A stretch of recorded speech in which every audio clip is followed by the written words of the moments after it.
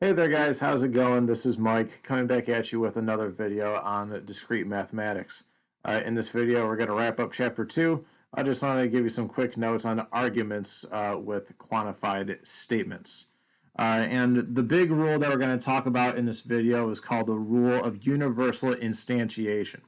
And this says that if a particular property is true for every x value in some domain, capital D, then it is true of any particular x value in the domain, capital D.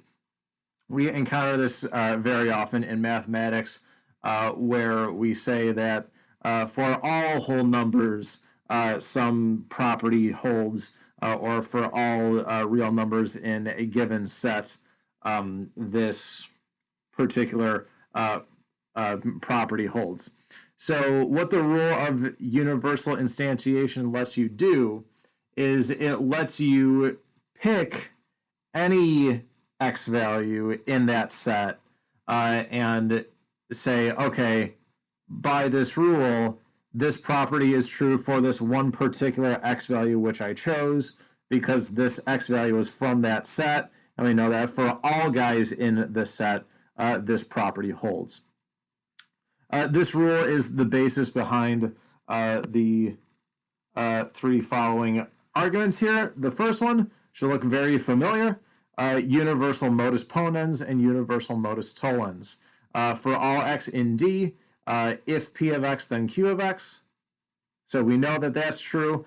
And if we know that P of A is true for some A in D, then we know that Q of A has to be true.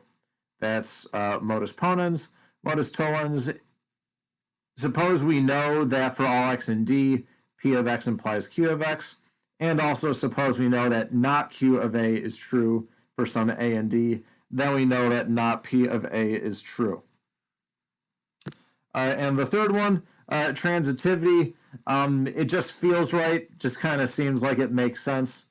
If P implies Q and Q implies R for all x in some domain D, then P implies R for all x's in that domain, capital D. These are three arguments that are all valid argument forms.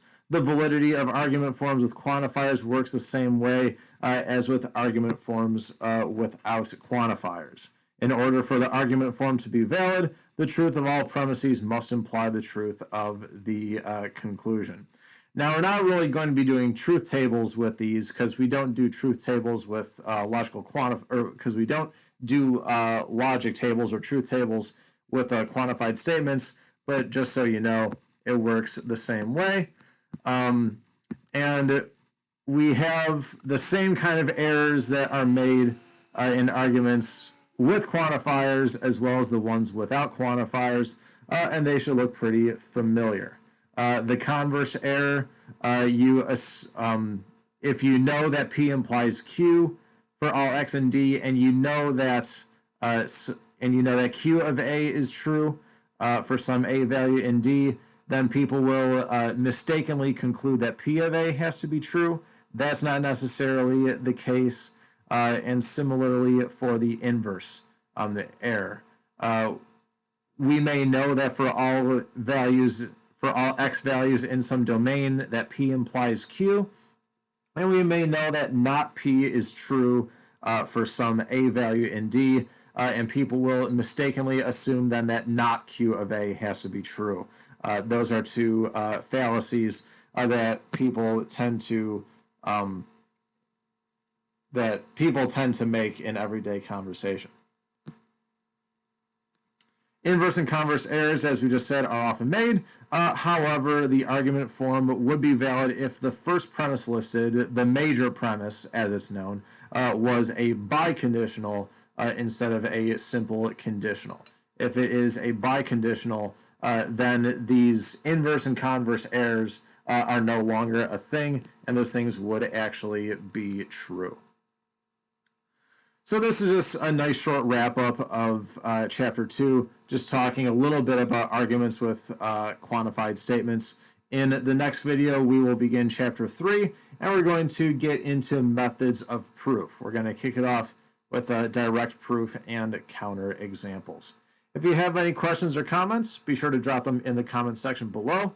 Otherwise, until the next video, take it easy, guys.